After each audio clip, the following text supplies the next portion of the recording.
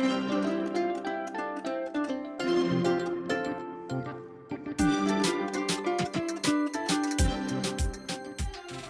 I'm Brandy. And I'm Natalie. Welcome to the Stride Sisters podcast. On today's episode, I am joined by the absolutely wonderful Brandy Copley to talk about her repeat perfect seasons over the last 2 years. The joyful discussion and celebration of the 2025-2026 runDisney race season wraps up with some favorite memories submitted by you. So, lace up your shoes, grab your medal holders, and step into the magic with us.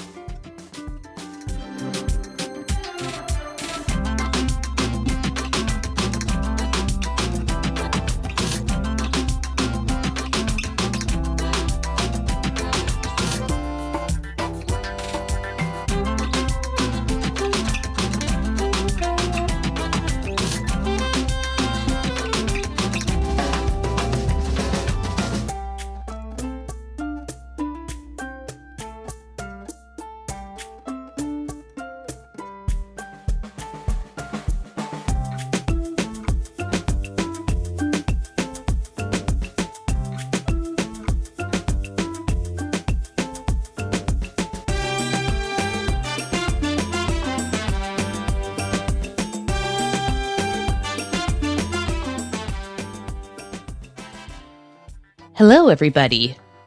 Welcome to mid-May and our last episode of the month. Just wanted to, continue beating this dead horse and remind you that after this week, I'm going to go to bi-weekly episodes, just so it's not a surprise. I think over the last 4 episodes of me mentioning it, I'm hoping it's not really a surprise, but these time jumps with the days until next registration dates and races are going to feel so big. They already do sometimes, even with the 7s, but we have 156 days until Wine and Dine Half Marathon Weekend 2026. Your proof of time deadline is June 1st of 2026.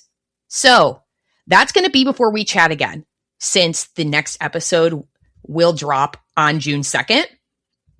So make sure that you've adjusted your proof of time, estimated finish time within your runDisney registration account.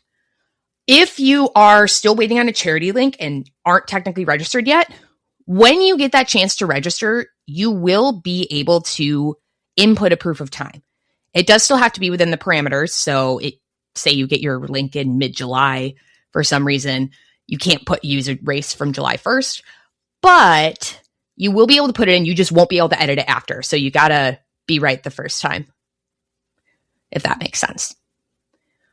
We have 232 days until Marathon Weekend 2027. Shirt deadline is coming on June 14th. We will chat again before that happens, though.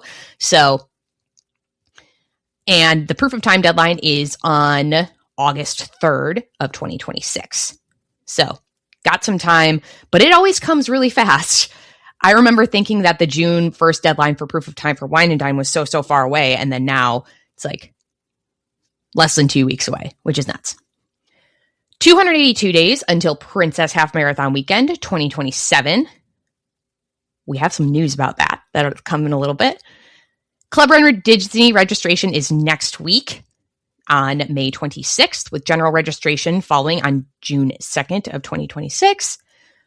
At the time of recording, we have a theme tease, which I'm pretty certain on what it actually is. But the website hasn't necessarily been fully updated. So in terms of getting your proof of time deadline and parameters, I don't quite have those yet, because we still, at the time of recording, are looking at the 2026, so the themes that have already happened. So that'll be an update I can get to you in 2 weeks on general registration day. And then the shirt deadline, once I register with Club. And then we also have 331 days until Springtime Surprise Weekend 2027. Club Run Disney registration is on June 30th, with general registration following 1 week later on July 7th. Okay, gonna just roll into it. Princess themes were teased on Friday of last week on the 15th of May. And again, probably if we're looking at things on Tuesday, we're going to get the official announcement, but that hasn't happened yet. So the 5K looks to be Tiana. 10K looks to be Snow White. Half is likely Jasmine, and the challenge is likely Ariel, which is super exciting. Great day to be a Crowned Athletics fan if you get it. Because they just they released, I should say, a whole Ariel line with some Ursula stuff. I picked up some cute pieces that I'm really excited about and are super, super cute. So I'm going to kind of do my little debrief on a couple little like race registration tips here, because I won't talk to you again before general registration. And what you want to make sure that you do when you get in there, if you have a proof of time, the way I do. Now, I register with Club, but let's pretend that for sake of this, that I am registering in general. Just put an estimated finish time in. Don't click the drop down for proof of time for your general registration day. Get through the registration, pay immediately once you get back in. Again, this is on general registration day, so our proof of time deadline has not passed. You can go right back in and switch it. So usually for ease of that, I just go quickly and get through it. Versus, there's a lot of extra boxes that you have to fill in if you have a POT of where your race location was, what distance you're using, what your race link is. And I have all that really handy, but it just makes things a little easier.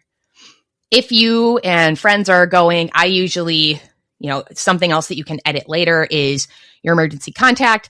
If I grab a registration for a friend, I usually just put myself as their emergency contact. And since I'm going to be there, it's really not that bad of a person to have down for your emergency contact, but just to save time so that I'm not like, oh, what's their spouse's number? So just a couple little tips to keep in mind and get through for your registration. With pre-order merchandise, I also recommend when you're initially checking out, just bypass it. You can, again, go right back in, grab your pre-order merchandise that you wish, and then be on your merry way. If you're an annual pass holder or DVC and have discounts, those don't apply with pre-order. So you got to weigh if you'd rather save the 20% in kind of fight the masses at the expo, or if you'd rather just know that you're going to have the pin bundle or whatever it is that you want, the jacket, the Spirit jersey. Now, next week, we'll probably get some of those little tiny previews of people who have Club. Will share what the merch previews look like. And we'll get, kind of like the theme in a little bit of a way. Like we have the themes of the weekend, but, last year it was primarily pinks. And I remember them putting that out and being very excited about that. Next week, there's so much opening. It's super exciting. I know there's previews that have started for Muppets Rock and Roller Coaster, which are super duper exciting. And we are getting a lot of Muppets merch, which, gotta say, makes me a happy gal. In anticipation, there's going to be a new food stand also that opens right outside Rock and Roller Coaster starring the Muppets, which is food by the Swedish Chef. So I'm excited. I'm trying to stay as spoiler-free as I can about stuff. I did see some animatronics. So, okay, I'm just going to talk about them. So I did see I believe they're in the loading area of Statler and Waldorf. And again, I tried to click away, but I had to look a little bit. And I don't think that those are the animatronics from Muppet Vision 3D. They look different, especially because the Statler and Waldorf from Muppet Vision 3D have to wave the flag. So I feel like I am holding on to Delulu hope that we are going to see Muppet Vision 3D come back someday. I have to. I am hearing there's a lot of good Easter eggs. Again, I'm really trying to keep this spoiler free, which is bold for somebody who might not be back till marathon weekend. Oops. I don't know. I can hold out. But I'm excited. I mean, obviously some revitalization of Muppets in the parks makes me happy. So that's it about that. And I'm going to move into a fun fact. On May 19th of 1971, Davy Crockett's Explorer canoes debuts in Disneyland. A free-floating, gas-powered canoe experience, it had originally opened as Indian War Canoes in 1956 and is inspired by Davy Crockett Disneyland television shows. And the park's guides wear coonskin caps. You can still do Davy Crockett's Explorer or canoes, but you do canoe them yourselves this time. So if you want a little arm workout, while you're going through your day at Disneyland and see some sights, you do have to paddle it yourself, just to be honest. It's fun. Definitely fun to do once or twice, especially if it's, kind of a crowded day of just, something to do, get some, good insight. And it's kind of cool to just have that view. Instead of being like a bird's eye view, it's like a little dog eye view from the bottom, or kind of almost like beneath the hustle and bustle around you. And on this day in 2000, Disney's animated Dinosaur, featuring the voices of D.B. Sweeney, Ozzie Davis, and Juliana Margulies, is released in the U.S. And then eventually, the Countdown to Extinction attraction at Disney's Animal Kingdom will be renamed and rethemed to this movie. Rip Dinosaur. Okay, we're going to go on to our main interview, where I am joined by the lovely and wonderful Brandy Copley.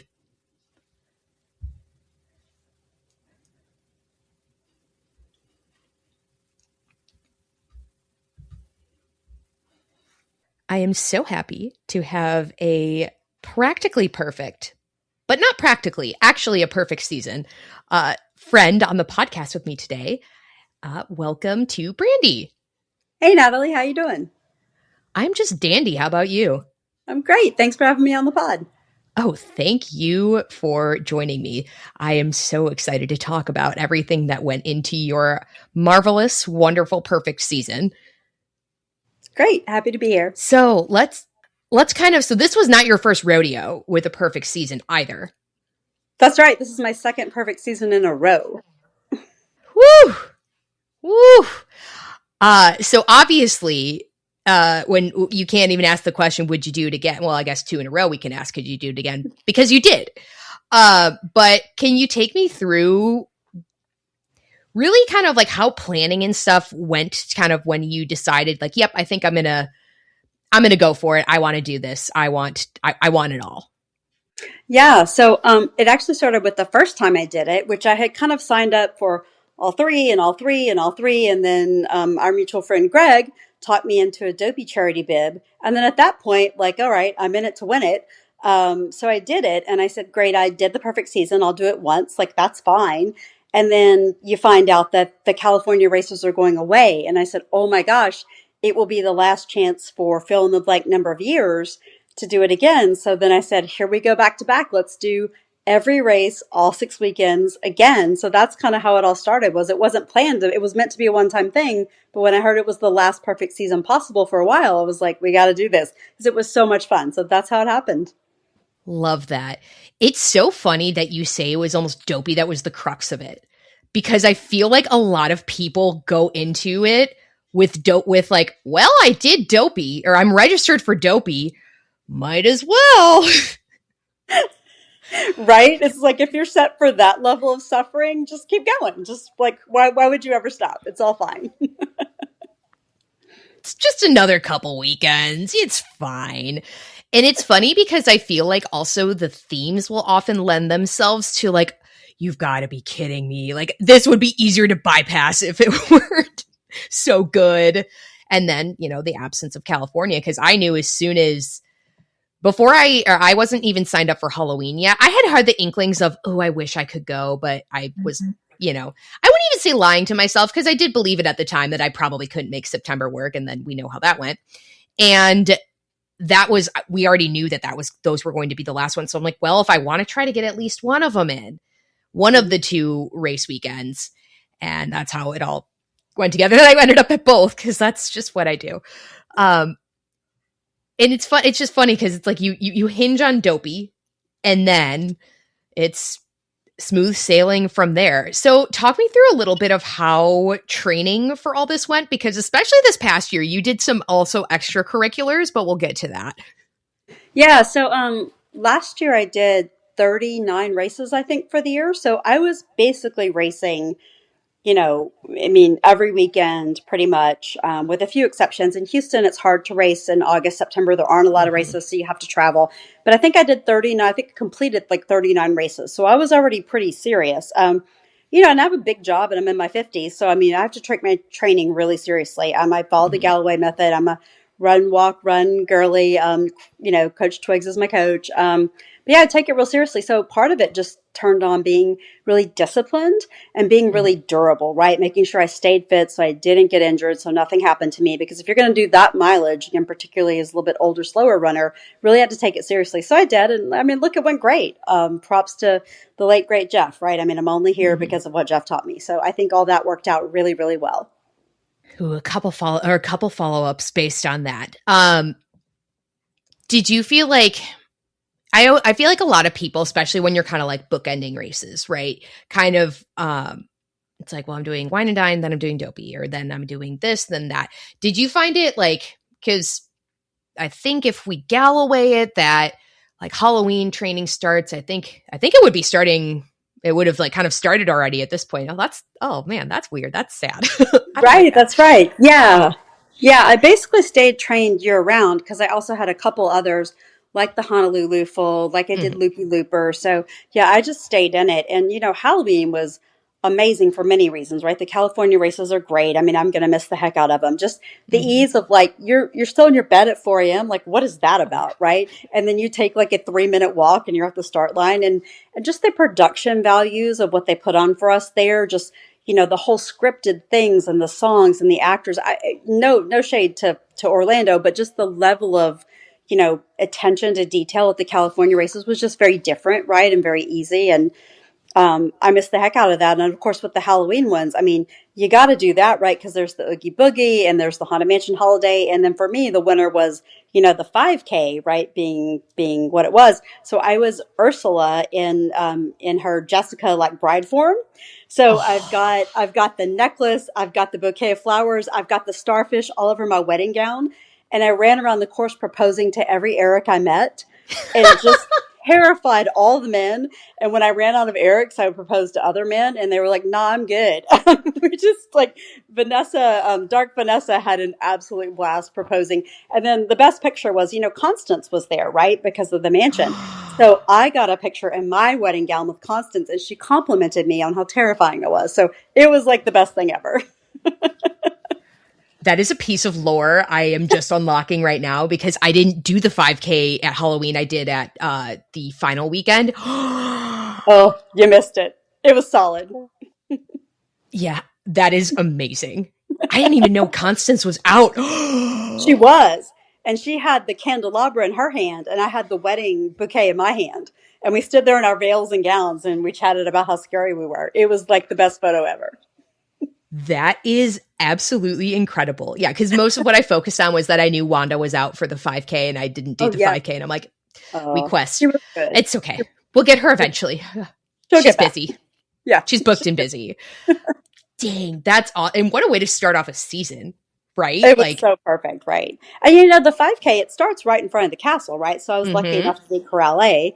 So you're right there in front of the castle and you're looking right at the stage show. I mean, it's amazing. It was so, so good. It was great. Oh man, what a way to kick off the season right there. Cause man, that is absolutely incredible. Yeah, it was a banger of a first race to start the perfect season. It really was. Absolutely. Yeah, I feel like Halloween was just such a good vibe anyway. Yeah. And, I think that, it was like the welcome back seat. It was the, hey guys, it's hot outside. Like, please take care of yourselves. It was just such a good weekend to really kind of bring it back. And it's so funny because we only had Halloween for the 2 years, right? Yes. And I'm sure there's somebody kind of like punching the air right now who's like, yes, but we used to always have a Disneyland weekend that weekend anyway. Right. But we only had Halloween for 2 years. And now it's like, again, you sorely miss it because it's gone. We were used to that being part of the routine, like our new routine of, Yep. oh, wow, like there Yeah. is no training. And so much they could do, like the Halloween themes and the characters they had out and the decorations. Like it's just a beautiful race, and I'm really gonna miss it. And how they would decorate the park and Oh, have the yeah. whole Oogie Boogie load up on the, up on the, it was just lovely. It was great. Yeah. And yeah, how do you beat that? And the Ursula shoes, I got the Ursula shoes. Oh my God. I mean, look, I got way too many Disney shoes, but those Ursula shoes, they are fire. They're just so good. I ended up actually getting a pair secondhand from somebody who like I knew well enough to know when they said they weren't running in him and they happened to be my same shoe size as me. I'm like, oh yeah, I trust you. And they're beautiful and Yeah. perfect. And because originally I think probably by the time I got to the expo, I think that's when they were starting to run low on some of the stock of those, which was what it was. Cause again, that was another race weekend I wasn't supposed to be at. uh, but oh man, do you feel like kind of speaking on the expos, like, you go to the expo 6 times at least. Yeah. If you're a Right. frequent flyer the way I am, I always end up back there. Right. Do you kind of feel like, and it's interesting also comparing like coast to coast, Yeah. that was it still the same kind of like bubbles in your like tummy of like, oh my gosh, like it's expo day, like going to get your bib, like excitement, like throughout the whole season? Or Yeah. 100% for 2 seasons straight. So I've done, I Mhm, think, 80 something Disney races. And I love every single one. And I love Expo Day. It's when I see my friends, right? It's like summer camp. I mean, it's mhm, like homecoming. I'm not a big shopper, so I don't care as much about the merch, but seeing my friends and, again, I always said hi to Jeff. Jeff signed my bib. Like, there were so many things that were special.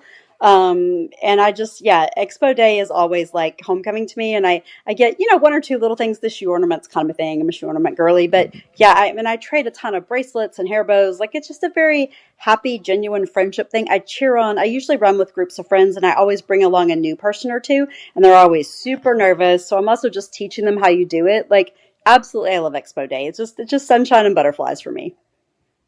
Oh yeah, I mean, it's a happy reunion of, Yes. especially when you're kicking off the start of a new season. It's just oh my gosh, we're back. Like we're Right. back at ESPN. Like I've never been so excited to be here.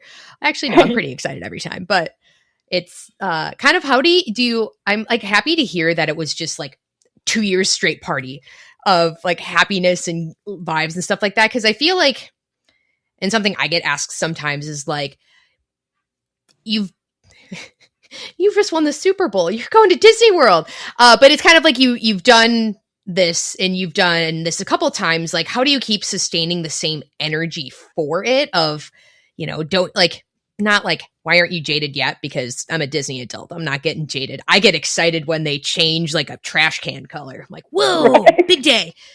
But kind of like, how do you kind of like keeping, I like hearing that you kind of keep the energy up, because I feel like I get that sometimes, like, oh, like, 'cause I don't get too much of, oh, you're going back, but it's like, oh, like, have you considered these other marathons or something? Or Yeah, good point, Natalie. I do a lot of other races. Like, I'm not just a Mhm, Disney runner. Like I said, 39 races last. So I'm a, look, I'm a hobby runner, but I'm a pretty serious hobby runner. So that's mhm, part of it. I also bring a pretty serious costume game to every race. I very very much enjoy dressing up. And we can talk more about that because I've got some mhm. solid ones. But also lately, I've become a guide athlete to athletes with Yes. disabilities. And so I ended this perfect season by guiding for all 3 races, and I've been guiding locally in Houston. And oh my gosh, the gratification that brings, right? And it's a big risk, because I was finishing the perfect season, and the deal you make when you guide is you give up your race for them, right? Their race, their Mhm, pace. If they need to stop, if they need to quit, like you've promised, you're here for them. You're running in service of someone else. And I was mhm, willing to make that bet because I said, look, even if my athlete does need to stop, like I couldn't imagine a better way to end the perfect season than saying I ended it trying to help another runner, making running more accessible, making running more inclusive. Like I was 100% in for it. And I guided her all 3 races. Her guide, for a personal reason, couldn't make it. And we had a blast. And I felt like it was the absolute most perfect way to end the season because I felt like I was doing something bigger than me. So no, I never get jaded. I never get tired of it. I mean, anytime you toe a start line, like it's a gift. Like Carissa says, we get mhm. to do this. And I'm very grateful that I have, the time and the body and the the job and the time, just the luck and the endurance and the discipline to be able to do this. So yeah, I'm in for it, and I never get tired of it. But yeah, like helping, guiding, and fun costumes that keep it fresh every time. So I'm just so happy with all of it. I'm like Tigger, right? I mean, I just that's my kind of my personality. I absolutely love just everything you said. We vibe well. But I love it because I also, again, I feel that way too, where it's like, it's a gift to be able to do this. It's a Yeah. gift to, even like, and I try, even when there are frustrating moments of like, this is really like cramped and tired, or like cramped to like right now, it's like, okay, but I'm like about to run to Magic Kingdom. Right. And this is my, I think we're a double digit trip to down Main Street now. I'm like, Yep. and I keep getting to do this. Yep. And, how do you be that, like if you, like, how can I be that jaded when like, this is a gift. Yeah. And this is, the ability to do this is a gift, and the ability for you to help somebody is also an absolute gift, in a way, again, making the sport inclusive, is absolutely wonderful. And, if you're, I don't know, if you're only looking at like, oh, we do this same 10K course 10 or like this many times, I'm like, woohoo, we do this same 10K course. This is a great 10K course. You That's you right. got, there's it's just the way you look at things. That's right. And just little traditions you have, right? Little things Yes. you look forward to. I mean, that margarita at Yak and Yeti at mile 19 or whatever that is, like, that's the best margarita of your life, right? You're in the middle of a full and you have a margarita, or, the petting zoo after Animal Kingdom. So I'm an Animal Kingdom girly. Like, Yes. I got to pet a mini donkey during a marathon. Like, what is that? I mean, it's wild, right? Like, it's just beautiful. And, even the funny things that aren't so magical, you run by like the water treatment plant and you yell, every mile is magic, because that's what you do. I mean, I think one of my favorite things I did this year for the half of Dopey, I dressed as Schweitzer Falls. So I was the backside of Mm-hmm. water. I had this really elaborate waterfall costume with water coming off it and butterflies and jungle. And I had a sign. The front said backside of water and back said backside of runner. So what do you do for fun with that? Every water table, I ran around behind the back of the water table and yelled O2H. And I asked to take selfies with the water table workers behind the water table. And I yelled backside of water, and everyone around me laughed. Like, I probably made 100 people laugh that day. And I took so many selfies with the water folks. And I mean, you do fun things like that, and you find the joy. And yes, I've run that course a million times. I don't care. I'll run it a million more, because you Mm-hmm. can have fun with it and play with it. And just, running is hard and training is hard, but on race day, you should be playful and joyful. And that's really what I get out of things like running a Schweitzer Falls. That is such a good joke. Oh my, I wish I could have witnessed it. I was around somewhere, but that is spectacularly wonderful. Wow. I like The you've water rendered. table people loved me. I mean, they were like, "Oh my god, just hang out with us." I was like, "Well, I actually need to finish the race," but yes, like I hung out at every water table. It was so great. That is honestly inspired. All right, we're going to roll back into costumes though, because now this is a question I have. Across all those different weekends, we have, what is it? Is it 19 races? I'm going to count because I count it. But how do you keep the energy up with the costumes and the planning and that's what I'd love to know, of like, how early did you have to start planning stuff like that? Like, give the Yeah. goods. Super, super early. And I typically run with a group of friends. So sometimes it's a group costume, which makes it even more, not harder, but interesting. Like Mm-hmm. Princess, there was the whole Aurora theme thing, right? Well, everybody wanted to be a pretty, pretty princess, and I was the only one willing to be a dragon. So I was dragon, wings, horns, all that. Like, it was great, right? But like really hard, because, wings digging in and chafing and all that. But like sometimes you just have to kind of go with the group. But sometimes it's just you can take a little different tactic, right? So I think for this year, probably my two favorites. The one runDisney liked the best, they pulled me over for, with a hey friend, like a good hey friend, not a bad hey friend. I was the blue wisp for the Merida 5K. And it Yes. had this whole long glowy ball gown thing. And I got a hey friend, and I was like, oh my gosh, is this dress too long? They're pulling me over. But they were like, no, you're stunning. And they took my picture, and it was great. So that was really fun.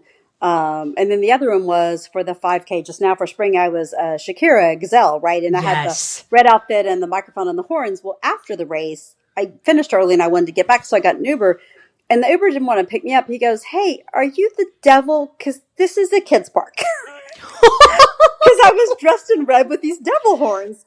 Well, he thought they were devil horns. They were gazelle horns, but whatever. It was early. The Uber guy did not want to take me. And I was like, no, no, have you seen Zootopia? And he's like, lady, I don't know what you're talking about. Oh my gosh.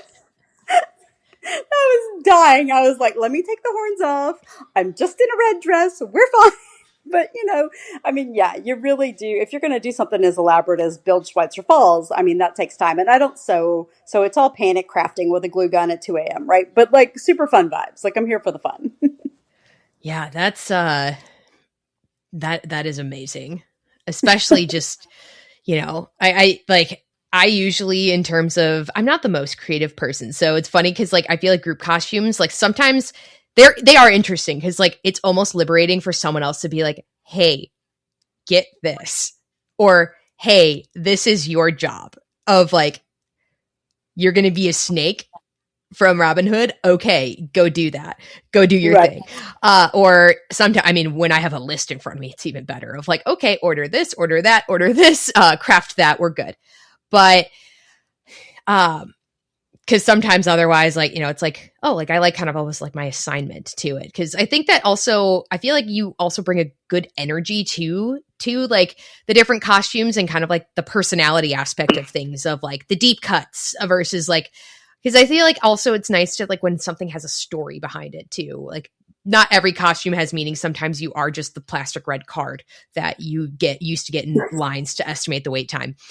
But I I feel loved like when you everything did also that. does like kind of it was so I laughed the entirety of that I half, was like which me and my for yellow how safety I tab one, right? Like the yellow safety tab yes, was super dumb and boring, but like I got more character interaction with that I think than I ever did because people were like tugging on my wrist straps and they were howling. I think for you with the wait time thing, like if you do a deep cut that the fans get, you're going to get so much fun and validation on the course. oh for sure. I still chuckle when I think of your yellow safety tab, but I even like if you got it, you got it. Where I had cast members that kind of as I was running by, they pointed and they started laughing, and I laughed the whole time. And Right? especially it was 2 weeks post Chicago, and my knees, my legs, my back, they were not laughing in Right. terms of how we were feeling on the running part. So I laughed the whole time, which was fantastic. Of like, because then I had to felt like I had to be helpful too, where I was like, it is this long. It's about 15 minutes, I think. Right. like I'd leave the line. I was like, I waited 8 minutes in that one, just so you know, when people were running by me. Like it was fun though. And it also like kind of like ways to showcase your personality and such. And again, like you put in all the hard work for months and months and months and months at home training and all kinds of different conditions, which I'm sure that your summer running mine does not hold a candle to. Yeah, I mean, yeah, you train really hard at home. And look, I'll try. I mean, I don't really care about time, so rarely do I try on PR, but like you can do that someplace else, right? At Disney, I'm here for the fun. I party pace. I almost always run with a prop or two. I'm often handing out something on course. The one Tiana race, I was Dr. Facilier handing out tarot cards, right? Like just whatever the thing is, like I like to interact on course. And so to me, like, yeah, just when you get there, be joyful and authentic and have fun. And, I can kick it some other race that is not me dressed in something dumb. I do actually own normal running clothes. Y'all don't know that, but I actually own normal running clothes. But, I think when I go to Disney, I try to bring smiles and get smiles and again, interact with people who the water table people probably don't get a lot of fun. I was super fun with them, right? Or, the third custodial shift staff at Oh, Disneyland, right? Like the nicest people ever. Like I run by them yelling more cowbell, like you just gotta have fun with it. And so I think that you take those moments, and for me anyway, you go to the petting zoo after animal. I think those moments are what makes Disney races very different. And I'm doing Chicago this year, and I'll definitely want your advice. Like, yeah, I'm actually gonna haul butt on that one, but I'm not gonna haul mhm. butt at Disney. I'm gonna make fun and friends, and that's what I like. What's really interesting as a side tangent into Chicago is that some people are like, well, no, that's not the place to haul it either. Uh, in Um, terms of like kind of there's because I think it's obviously a little different where if you see a mouse there, it's not the Mickey variety. Did not see any of those though. Did see Pope cutouts though, which made my day. solid, But solid. it's kind of like because it's like because there's places you can rip it anywhere, and Right. is there's space for everybody on pretty much every type of a course to do so. But it's funny because I feel like sometimes people are like, oh yeah, like your major, it's just about kind of vibing. And I'm like, How many marathons do some of you do that like you train for 26 too and I mean I guess I do also do the vibe. But I'm like you vibe Disney and then you vibe that. How many marathons are you doing? Uh I it, think that's fair, right? Like I ran mhm, Honolulu really hard. mhm. Because it was like a dopey training ride. So I actually did try to Yeah. go somewhere in Honolulu. But yeah, I mean, I'm actually going to try hard at Chicago. But I'm still going to bring some comedy. I'm contemplating a dungeon crawler Carl costume, just for funsies. We'll see. But you know, I will say that I did not costume for Chicago. I was oh boy. But in term kind of thinking back to that, I was like in the worst like clothing paralysis of like I don't know what I'm gonna wear, and it's like I'm a new baby bird trying to learn how to live right now, as if it wasn't my fourth full. I don't know. right? But we had a lot of just different clothing paralysis with that. With like, but I remember like seeing my other villains on course all in their cheerleader outfits. Yeah, Chicago loved the cheerleader outfits. I'll tell you that. Based on what every villain has told me, they're like, yep, people loved them. And that's like, it's a little bit milder of a costume if you compare to a Disney costume, but also like, there are people who kind of do bring it though. yeah, So, yeah. I mean, I think the good thing that Dopey teaches you is how strong and durable you are, right? I mean, if you can do Dopey and then you roll up to quote just a full, and I don't mean that in a bad way, I mean that like a normal sane person way, you're like, yes. oh, this is the only race this weekend. Like, fantastic.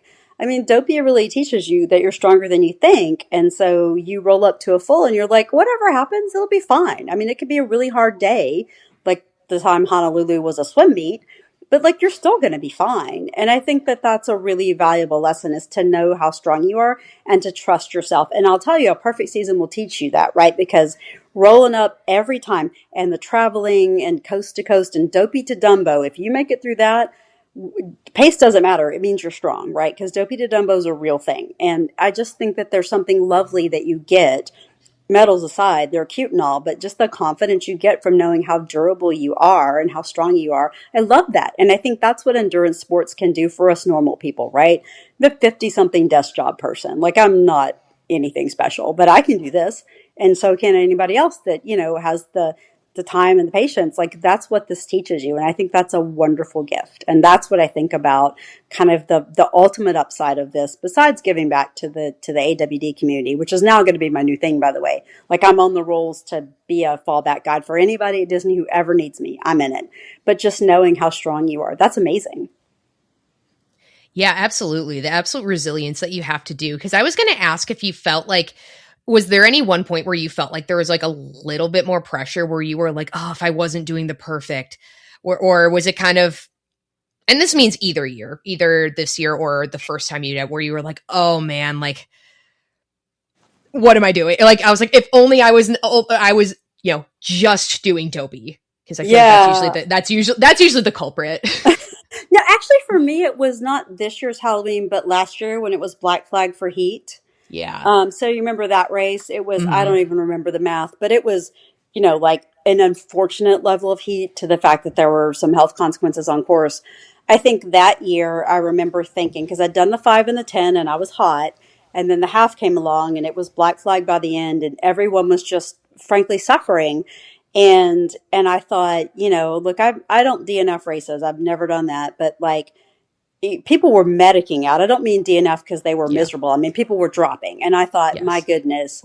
And I knew I was going to finish because that's who I am. And I did have this perfect season plan. But I thought, boy, if ever there was a day to say it's not even maybe super smart to be on course, that would have been the day. But, I just had it in me to be stubborn. And I'm not saying that to shade anybody who stopped. There were people who absolutely needed to stop. Yeah. There were people who were passing. It was a hard, hard race. And I think even Disney acknowledged it was a hard, hard race. That was the one where I thought, boy, if you didn't care about finishing, you would absolutely go to the pool and have an ice water. That Mhm. was a decision point. That was a tough one. I think that was the most physically uncomfortable race. I mean, that was way harder than Dopey. It was just physically uncomfortable. Yeah, that was a tough one. Yeah, I believe it. And then also, I always say that, and this goes a little bit back to Dopey to Dumbo more than anything, that that Dumbo half, when that's your coast to coast maker, Yeah, and that would be the half at Disneyland as well, that past or that prior it, when that's your coast to coast maker, yep, it doesn't matter that you ran a marathon a week ago that's or right. however long ago, 2 weeks ago. Also, again, in the real world of like normal people, a lot of people do the marathon once and they're like, yeah, I'm good. If at Right. all. So just know that I'm not uh you actually had 3 weeks of rest. Anyway, but like that half and the pressure that comes with it, it's like this not it wasn't not for nothing because you still gain whatever, but it's like, oh man, I'm a little nervy going into Yeah, that because it's like this is what part of this rides on. Yeah, this is what the biggest part of this, not just my Dumbo medal, but my coast to coast medal, yep, my perfect season, my everything. It's like, ooh, yep, ooh. yep. Yeah, Dopey to Dumbo is a whole thing, right? And for me, I had just come off Mm-hmm. Honolulu in December. So I was Honolulu to Dopey Yes. to Dumbo. So for me, that was a lot of miles in, what is that, 5, 6 weeks? But the good news is, I just decided early on the Dumbo half we were not going to take real seriously, right? We dressed as Small Mm-hmm. World can dancers. I had a poodle purse. His little butt opened up, and you put your snacks in the poodle. Like I just decided it's just not going to be that serious. Because there's the little Mm-hmm. pink poodle by the can dancers. So we just Yes, decided yes. early on that, like, look, yes, it's a big freaking deal, but like, let's just lighten the mood. We're running in can outfits. Like, let's just party Mm-hmm. it. And I'm going to eat snacks out of a poodle backside and just take the pressure off because, you'll get there, right? You'll finish, right? Like my friend group, we knew we'd get there, but like I hear you. And we decided not, because for two of my friends, it was their first coast to coast. And for one of them, it was her first half ever that I was getting her across. And I was like, look, let's just take the pressure down. Let's not wear serious clothes. Let's not, yeah, Dopey to Dumbo's real and throwing in Honolulu makes it even realer. But like, let's just pretend that this is the celebration that it is. So that's kind of how we approached it. Like, I didn't let everybody get spun up in the group. I was like, look, we're going to be silly can girls. We got this. Like, we're just going to party pace it. And we did. And everybody finished and it was gorgeous. But yeah, I think for a lot of people, especially if they only have the one race and that was their one way to get coast to coast, you could feel a lot of tension at the start line. So, you just give somebody some sport beans out of your poodle and try to get everybody to calm down, you know? Too real. When the snacks just come from the darndest places. It's wild on a race course. And it's something that's like when you think, if you even kind of take it a step back, and what something I'll probably very, very fondly think of with the Disneyland half forever, is that how like not just how final it felt, because I feel like that's the big debate right now, is that the like, is this the end? I don't believe that it is. I have to be a little delulu and like have a lot of, I don't know, that's just my personality of optimism, of like also a little cynicism because I know it makes dough. I think there's like an air of finality now that I think back to it, because that was Jeff's last race he was around for. Yes, yes. So the thing about Disneyland, and I agree with you, I'm Team Delulu all the way. Look, I want them back. I believe they're coming back. I want Castle de Chateau, right? I've been Yes. to Disneyland Paris. I want to race there. But for me, two finality kind of things. So this is the last 6 weekend perfect season race for a Mm-hmm. while. So that's not happening. But for me, that was the last time I saw Jeff. And the last thing I said to him was, Yeah. I'll see you at Princess. And it just, I mean, wow. It was lovely that I saw him, but that's the last thing I said to him. And he signed my bib, and that bib is up on my wall. And I wouldn't be here without Jeff. Like, Jeff believed in me before I believed in me. Like, I was worried about Dopey, and Jeff's like, you're an awesome runner. Just do the thing. And I just, my gosh, and so I will always treasure that last Disneyland race because that's the last time I saw Jeff. And it was so special. And so I don't want that to be the finale. I want those races to come back. But if that has to be the end, that's a beautiful memory Mm-hmm. for me to hold on to. And that bib with his signature is a beautiful thing to have in my possession because my goodness, what a blessing to all of us in the running community. Again, as someone who cares about inclusivity and making running accessible, nobody Mm-hmm. did as much for the inclusivity of running as Jeff. And so I think that we're all blessed and lucky that he was there for us to lead the way in that. And so if that has to be the last Disneyland memory, I'm okay with that. Yeah, well said, because it's beautiful. Definitely a beautiful memory, but I do hope it's not quite our permanent goodbye. Uh Oh Look, man. I want another coast to Um, coast medal. And I love those yeah, courses out there, right? Those courses are so good. I mean, I want a chance to yeah. run those courses again. When we used to run through the stadium, I want to run through the Angel Stadium again and have my name on the Jumbotron. Like, that's so fun, right? I want to do that. So, yeah, I'm hopeful. I'm with you. Team I Delulu. haven't gotten to do that. It's so I fun. Yeah, haven't gotten Team to do Delulu. I did the year that we went through the parking lot outside because there was a monster truck rally inside, the first coast to coast back. Yeah, And then we deviated the other way, which honestly I thought it was a really fun course. I so have fun. fun on those courses anyway, so but I do want to do because I haven't been inside Angel Stadium yet, and I kind of have to.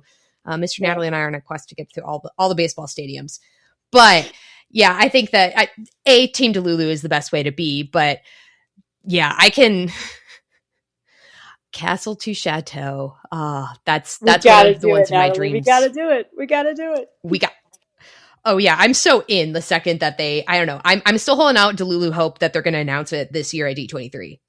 That'd be amazing. That's that's my hope. That's my again. It's Delulu. It's complete Delulu because I'm like, well, they finished a Disney Adventure World. There's Yep. not going to be Disney, and it was a big D23 when they announced Disneyland Race is coming back, Yep. and I gotta hold on. I gotta hold out hope for it. Okay, that we're gonna see it back sooner rather than later. Also, just Mickey needs more of his direct deposit of our funds. Look, my friend did the math for me on the cost of the perfect season, and it was an ugly number. And I said, "You Ooh. did not need to tell me that." I was not happy when she told me. Yeah, yeah. There are certain things that we kind of just it's a health and wellness budget here. Yep. Um, Yep.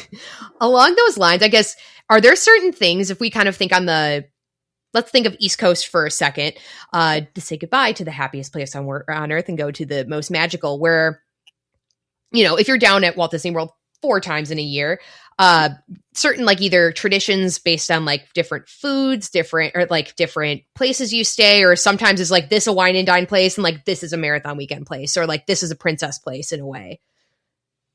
Yeah, I always used to stay at Pop in part because of Myra, who of course we love, love, love. And then sort of Mm-hmm. the whole Myra bus situation went away. I do love Animal Kingdom because who doesn't want to have their coffee with the zebra hanging out, checking you out? So that's really fun. But yeah, Metal Monday is always like a fun tradition. And then I've really lately, and you and I did this, I'll book a res with an extra seat and just invite like a friend, like, hey, do you just want to grab a breakfast or grab a lunch or something? Because just, spending time with other runners is always lovely. And so, yeah, and again, I run with a group and we fly together and travel together. So we have some silly little, traditions that we do. But yeah, I mean, that's what makes the weekend memorable and special, right? And just sort, if I don't have my cider cup, I mean, I'm going to cry. So, I have to have my little cider cup, take a picture with my, medals leaned up against the cup, right? That's a big thing. I think the funniest tradition I do is when it's over the whole season, I lay down in the bed with the 1,000 medals around me and a sign that I have that says, I hate running. And my roommate takes a picture of me in bed with the medals and the I hate running sign. So that's pretty solid. That's a big tradition that I have. Yeah. And tipping the hotel cleaning staff ridiculously well because when I leave, my room looks like a fairy died in it. Like there's glitter and feathers and stupid stuff everywhere. And so, yeah, a big tradition of tipping the hotel staff exorbitantly on my way out. That's a big tradition. Yeah, no, for what you have to see in there after I'm out of there. Uh, although Yep. I'm really good about like the extra trash bags are for the waters, like like the any trash already bagged, it's already ready, but also you have to deal with like whatever glitter I didn't get on my Right. own, which I'm pretty good about containing it now, but especially like kind of the ones I use like have like the aloe, so like you kind of just like peel off the aloe and it takes the glitter off with it, like when you're done at the end of the day, and then I directly into the receptacle it needs to go. But also, you can't be perfect. But you can Right. because you did a perfect season. I love that. Okay, I'm gonna put you on the spot. Ha, my favorite thing. Okay. I'm gonna go through every race weekend between your two perfect seasons, and we're gonna kind of go like almost like a this or that Mhm. of if you had to pick a favorite between them. Um, you know, I'll start off with Disneyland Halloween and say the medals in 24 or 25, like this or that, like which were your favorites? 25. They were really fun. Hey, you were asking about Okay. medals. This year I thought the princess medals were really good, right? That stained glass effect, like the Mm-hmm. Merida medal Oof. with the bear claw, the bell medal with the red. I just thought that those were very unique. And then the Mm-hmm. 10K for spring, the poo medal with the honey that was like squishy and dripped. Oh my gosh. I mean, that's amazing. And then I think the other one this year was for the summer, the Pirates medal with the ship and the water. I Mm. mean, just the medals this year were pretty solid. They were really good. Oh, absolutely.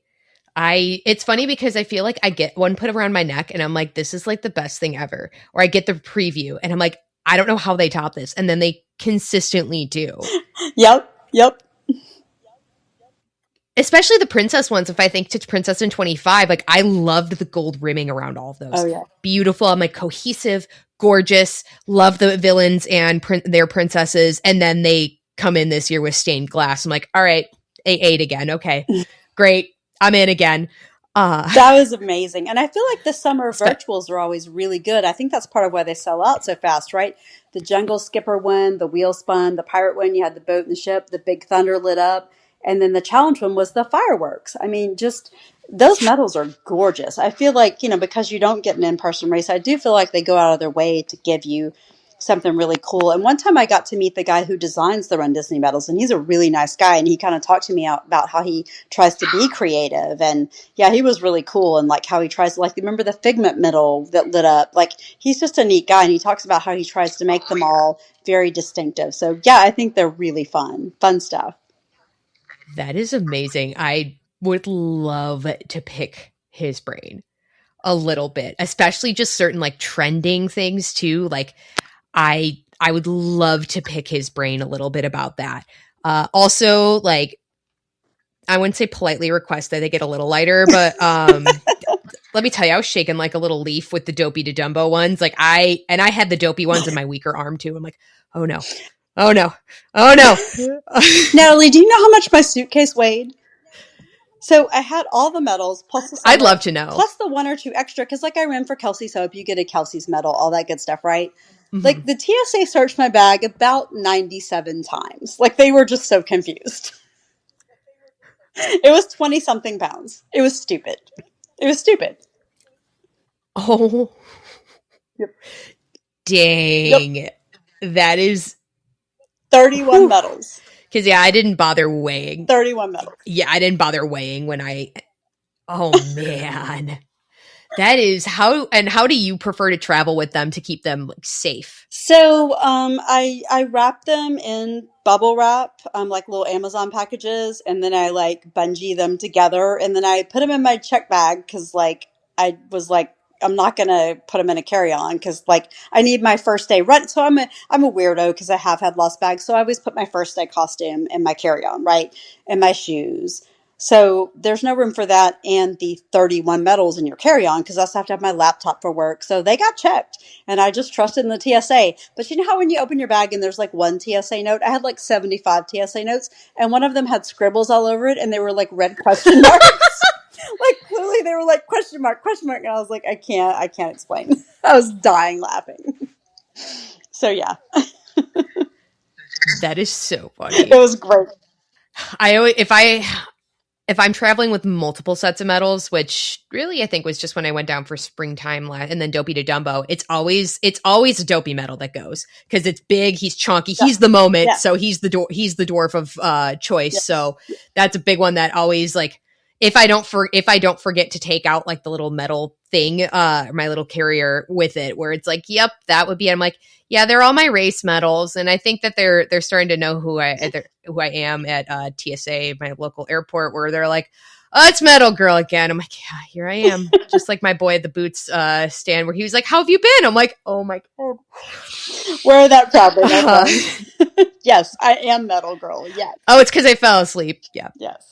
Yeah. Oh, yeah. It's like, oh, and I explained too, or like, I mean, also if you're friendly with people, Yeah. like obviously you like Yes. treat them like they're human because they are. Like Yes. you're friendly Yes. with people. They're like, dang, like they were looking through my leaving Disneyland from Dopey to Dumbo. They were looking through my rental case. They're like, oh, these are so cool. Like, Oh, yeah, same. So they open my case and there's medals in there, but then also there's like, yeah, no, being friendly goes a long way, right? Because they open my case and not only are there a laptop and some medals in there, but like, again, to my prior joke, there's like the gazelle devil horns in there and like a red spangly costume and a microphone. And they're like, so where are you going? Like, is it Burning Man? I'm like, you're what you close. doing there, huh? Burning Mammal, you're close. Like, it was great. Is it Burning Man? That is hilarious. It was great. I was like, it's Burning I Mammal. love it. That's kind of like the magic. It's the magic of it too, of like, 100%. Such a blast. I'm gonna have to explain, people. Yeah, it's like almost like a. I'm gonna, my ancestors are going to like the stories, the lore, or like whatever. It's like I am now bringing like this very strange costume down with me. Like it just like I don't know if like I'm the first in my bloodline to do this. I can tell you that. Very unique, that to say the least. Now, I have to ask, after having done 2 perfects in a row, what does next year look like for you? So I guess starting this year, right? Because season's over. So Chicago, right? Pretty real. I hope a lot more guiding, right? So I'm trained with Achilles Foundation, which is a wonderful group. So I plan to make Mm-hmm. myself more available for guiding. I would like of the Mm-hmm. majors, I would like London and Berlin. Those are the that plus Chicago. Those are the 3 of the 6 I care about. I would like to try some more trail running, right? I kind of want to do Run the Rocks. I want to do, I'm doing Loopy Looper again. I'm team captaining that. Like, I really want to do some, I'll never be quick, but I'm happy, I'm very durable. So I'm happy to kind of try some other longer races. I'm running Grand Teton. So I'm like really looking to run in pretty places that are unique or interesting. So for me, as much as I love Disney, I'm super excited to try some other races that are different spots. That have a different vibe to them. And again, I'm really, really excited about guiding. So I really want to make myself available as a traveling guide. So I'm guided, I'm trained on wheels and push rim and medical. So I can guide, almost any runner. So I'm really category of runner. So I'm really excited to just make myself available to others. And again, just work on inclusivity. And look, I'm a good cheerleader. Happy to work with, back of the pack folks to get them over. Like really wanting to turn my running into a fun group hug kind of thing. So more people can experience the fun of crossing that finish line and getting a medal and feeling that accomplishment. So that's really my goal for this year, next year. That's awesome. Now, without the pressure of a perfect season, are you hi ho, we're off to work we go? I am. Or I'm dopey doping? again.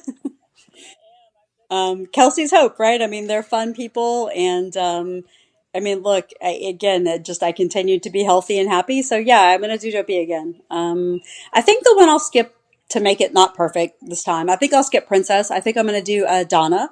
So my mom is a breast cancer survivor. So I think for me, it will be more fulfilling and meaningful to run Donna. And I have several friends doing it. So no offense to Princess, but to me, that's the most skippable one. And I think just the Donna, which is around the same time, by the way. So I think Donna will be the way that I sub in so that I don't accidentally stumble into a third perfect season because, at some point, right, stop the madness.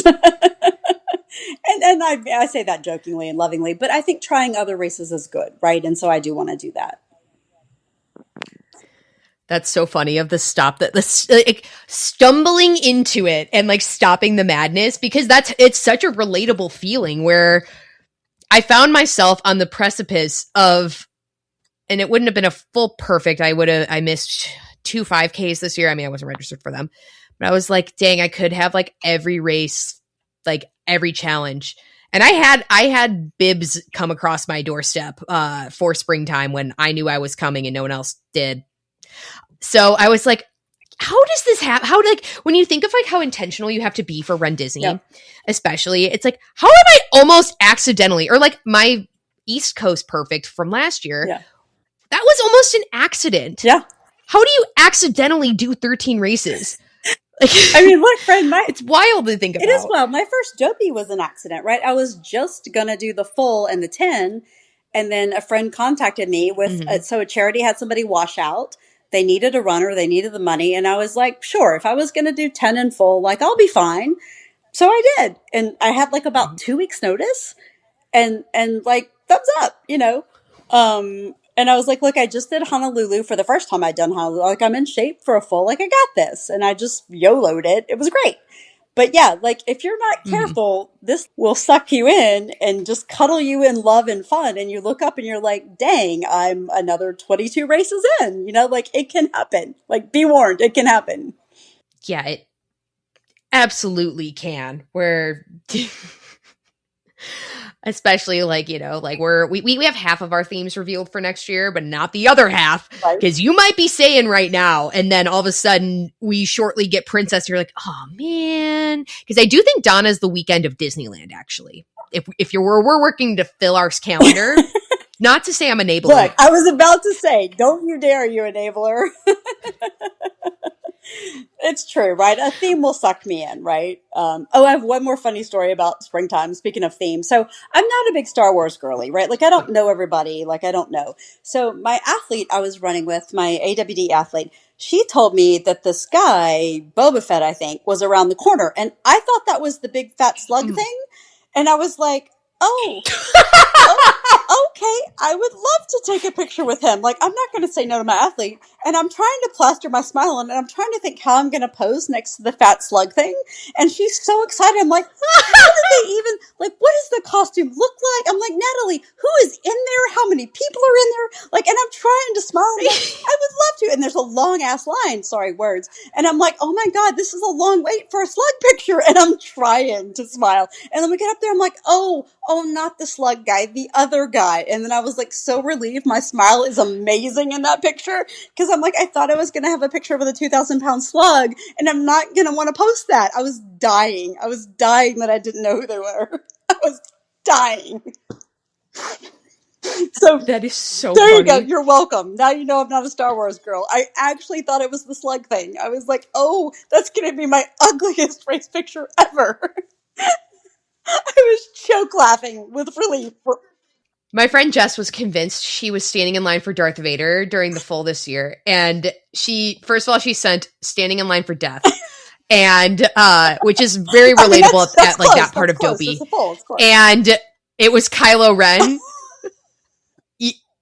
It's the full on like right after the waste treatment plant. Like, you're right. Like, you're right, girl. Like it was Kylo Ren too, and she's like, "Yeah, I don't know Star Wars," so like we always kind of give her a little bit of crap for that too. And it's relatable. Like I understand, like, and I understand where you got Jabba the Hutt off of Boba Fett because same. In the original trilogy, like that's where you meet them together. You kind of they are together in Episode 6. I'm giving you a lot of credit for that. Thank you. I get it. I've heard worse things with like I get it. I get how that happened. That is so I was so like, where am funny, I going to stand? He's like, going to take up the whole frame. Like, the whole thing was like, and my athlete's on wheels. I'm like, how is there room for her in the picture? Like, I just couldn't. The whole thing. It was amazing. I wonder if that's one they've had at Disneyland for Star. I don't know if I've seen that for Star Wars nights. I know they've had like Queen Amidala. They've had the Cantina Band, which I know we've had them at Walt Disney World before. Yeah. It was a wine and dine I didn't do, and I am so sad because I want to see them so bad. Oh my God. That's another miss of mine. I called them Dawas, like Dawa Bar in Animal Kingdom. And I was like, I want to see the Dawas. And they're like, that's a bar. And I'm like, no, the Dawas. They're like, that's a bar. And I'm like, oh no, that's not what they're called. Again, pretty close. It's a Jawa, but also like you are on your way to Dawa. So again, it makes sense to me. Directionally correct, right? Like, oh man. It makes sense. It makes a lot of sense to me. Especially at that mile of a marathon, it's fine. It's fine, whatever. Bets are off. It was hot. Well, at that point in the marathon, like you can also start to hallucinate a little bit, right? So like, Oswald and Hortensia were on course. Like, oh my gosh, who's ever seen Hortensia? And I was blinking. I was like, is she really there? She is. Like, zoom, run over, get in line, right? Who's ever seen Hortensia? Like, good Lord. So, yeah, sometimes you're like, am I that tired? Is she there? Is you a mirage? Are you a slug? Am I taking a picture with a slug? It's like that. So, it'd be like that sometimes. You're just like, it's a lot of races. I'm tired. It could be a slug. It could be Hortensia or both. I don't know.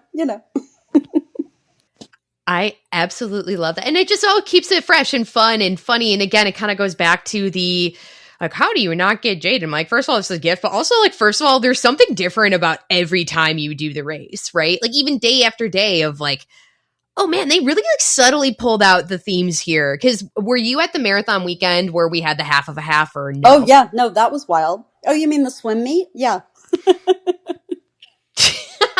Yeah, that Yes. one. Because I was, it's like, okay, first of all, this is lore. This is legend. We're going to talk, just like 2017, like we're going to talk about the 2024 half of a half forever. Yeah. But also it's like, we kind of accidentally had a hundreds theme for the entirety of the weekend and then like didn't know till we got there. And I wasn't there yet because I did Goofy that year and Goofy we trust. But it was one of those times where I was like, dang, like, it's never, okay, if it's never boring. Never. Or at least, I don't know, I'm not that, I'm easily entertained actually. But it's never boring. And it's, it's how do you kind of keep coming back and back and back? Because there's always going to be something different in the people you share it with and the people you're around and the people who will probably say, hey, it's Jawa Bar. Right. Yeah. The other one that's crazy lore, I don't think you did this one, but the nighttime Animal Kingdom Everest race that was a scavenger hunt. Yes. That got shut down by lightning. It got partially kind of rained out. Yeah. So we're sitting there trying to do the scavenger hunt, and then the rain gets worse and worse, and then there's lightning, and then I got shoved into a bathroom because they said everybody take shelter. They couldn't get us off course fast enough.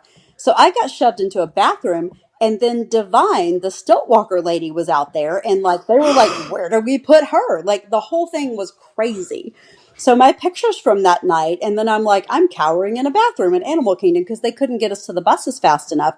I mean, like, and then the scavenger hunt, of course, got canceled. And then the medal was a compass, which was hilarious because we were all lost in the bathrooms. Like, of all the Disney races, that might be the most unforgettable for me. And of course I was dressed in a full Yeti costume and fur and was dripping wet and was like a wet Labrador. Like the whole thing was chaos and madness. So yeah, bring back the night races and the scavenger hunt, but not with the crazy thunderstorm that made us hide in a bathroom. I mean, the whole thing was wild. So to me, that's the most legendary Disney race I've ever done, me personally. That is so funny because I believe that my cousin and I had gotten to the bus right around when all hell broke loose in terms of the rain and stuff, where it was starting to drizzle a little when we were getting, and we were like, oh no, our bibs, like, oh no, our bibs that we have to wear for the next 3 days. And I think by the time we were getting to our bus back from Animal Kingdom, when everything came, because they were kind of like, hey, we need to get you guys off course, and we need to get you like no picture, whatever. We're like, oh, okay, we took like selfie with our medal and stuff like that, get to the meander to the buses, and it was like everything came down, and we're like, well, at least we're not in there anymore. And you were. That was me. Yeah, I was last corral, and I was hanging out, taking pictures. I think I started pretty much dead last, so I was and I was playing with the app because I was enjoying the scavenger hunt. So I was one of the very last people out there, and they got so scared, they shoved us in a bathroom. And they were like, you live here until it's passed. And then again, poor Divine was out there, and they were like, oh, crud. I mean, it was something. Like, the pictures from that, I look like a little drowned rodent. I mean, it is sad sack stuff. But, I mean, like, sometimes. But that's legend. Here's my theory. If it's not a good time now, it'll make a great story later. And so that's how I took it. I love that. I think that's the best way to take some in, like, your normal racing, your Disney racing, your et cetera. Like, this is going to make for a good story someday. I like to sometimes talk about, especially when my husband and I were really into our Grey's Anatomy era of TV. I was like, Shonda, can you stop writing it this way in my life? Like, but it's like, well, yeah, Shonda's making really good television, meaning just the powers that be, just what happens in life and whatnot. I'm like, Shonda, I could have done without the gastrointestinal distress at Chicago. Like, I could have done without it, but I guess it does make it for a really funny story now. But like, it's in a funny, fulfilling story too of the, what you take out of it. But I was like, at the time, like, you know what, Shonda, can we not? Like, they don't need to keep developing my character. I think we're pretty developed at this point. Like, we can let me like kind of like, we're good. Like, solid with us. But it's fun. I mean, it's funny. We're, we can focus on another part of the ensemble for a little bit and just kind of let me vibe. Love that for you. But it's we need it to happen first. But I think it's just the beauty of just, again, like we get to do this and we get to have these experiences and just kind of taking what you can out of them and, having that invigorating like spirit with it. And then it's like, you can, I hate to phrase it this way, but I feel like I have to go into the drama of the phrase of like, cutting back the following year of like, you might not go to Princess, even though it definitely fits into your schedule with Donna. Enabler. Evil. Just, like I almost had and still, again, like these experiences are different for what they are. There's enjoyment in them. And also like, sometimes it's like fine to be at home and like having the FOMO, but not that I know what that's like. Yeah. Based on no, but it's fun to like just it's like let somebody else have the turn. Like where I kind of feel like a lot of my friends, you included, who I'm now passing the Chicago torch to, where it's like, oh, I'll be there because again, I don't do FOMO super well. Yeah, but I'm going to be there on the course cheering. I'm excited to do. I'm honestly so stoked to do that and be that support that like other people I know are going to need on that course, or also just be annoying, frankly. No, I love that. Like that's actually something I excel at. No, I love that. And I think that you can also like guide those of us who are going to Chicago for the first time. Like, I think that that's a real service you can provide, because as comfortable as I am with the full distance, this is my first world major, right? Chicago's slightly terrifying. And I think that you can really, really help guide people by saying, look, I'm a solid runner, but I'm not a pro athlete either, and you'll be fine. Like, I think that there are gifts that you can give in the way that I'm trying to help by guiding, right? AWD, like, there are things that those of us who are seasoned runners can do. And in this case, that's you saying, you'll get through Chicago. Like, you guys are fine. You're trained. You're solid. Like, I think that that's a real service and a gift that you can give us. So I appreciate you doing that. I mean, that's great. Just buy the Gatorade endurance and practice with it. Or, me beefing with that the way a lot also I think it's kind of interesting from the kind of the standpoint of like a perfect season and or whatever that looks like for you also, where like if that's being at every race weekend, if that is participating in literally every race plus yoga, but like I think it's also kind of interesting to see how the story is mapped throughout the year too. I think that's kind of the theming throughout of like, I know that I don't know enough about actually how themes and stuff go between, but like, especially when they really hit it out of the park with like all their different medals. I'm like, oh, this is such a good thematic sequence of stuff. Yeah. And like how things change from wine and dine through, especially when we do make a big change, how things change between wine and dine and between springtime, thinking East Coast. And then, even how things will change between Halloween and then the next Disneyland, when we had those two of like, oh, okay. Like, dang, they really took that feedback that we gave and they made things better. And just kind of being able to kind of trace and tie through, I think has been really special and fun. And again, it gives you the opportunity to guide somebody else. And for you, quite literally through races, and, for me, through running my mouth sometimes. But at least just kind of give you run in the legs, run in the mouth. I love that about you. It's what I'm here for. Like I've had all these different experiences, and it's kind of nice to also, because I like to think, I mean, even within a season, you can have a lot of differences in between weekends, right? Where sometimes we have a beautifully chilly, like that Figment year of wine and dine, probably the best wine and dine weather I've ever had. It's perfect. Whew. Like chef's kiss. Perfect. Literally perfect. Love it. Like, wear your pants for the race, but then it's like nice and toasty by the time it's the afternoon. But then like a lot of people don't make it that long in the after party for wine and dine because it's cold. Yeah. But me and my coat are going to have a good time. Yep. Yeah. Versus, it's been toasty the next 2 years I've done it and I've still enjoyed it, where I feel like also like kind of having the perspective of like, my personal opinion is that you can't really judge a race weekend until you've done it twice. Yeah, for sure. Because there's so many like variables with like, oh, like merch happened to be bad this time, but merch was better the next time, or merch happened to be, like the weather wasn't great. And like, yes, like, well, springtime's always going to be toasty because it's Florida and April, but we've had cooler Yeah. princesses. Freezing, got the freezing ones. Yeah, yeah, We've had the best marathon weekend weather ever, in my opinion, except for how the first 2 days of Dopey were really cold in 25. But the marathon weather was good. what I need out of a marathon Good. every Yeah, time and have not had. yeah, It's interesting to kind of actually truly fully compare and like having like, yeah, the not unbiased, because I'm always like going to have my certain like, it's my favorites of my races and what I like about things, but I feel like I have a little bit more balanced of an opinion, because it wasn't just like, wow, Wine and Dine merch always stinks because we ran out of Figment metal replicas like 3 minutes into club hour. No, that's just, it was Figment. It was going to happen. He's the bomb. And yeah. yes, I didn't get a medal. yeah, I didn't get the metal replica, and like I'm still on the hunt for that, low key. But yeah,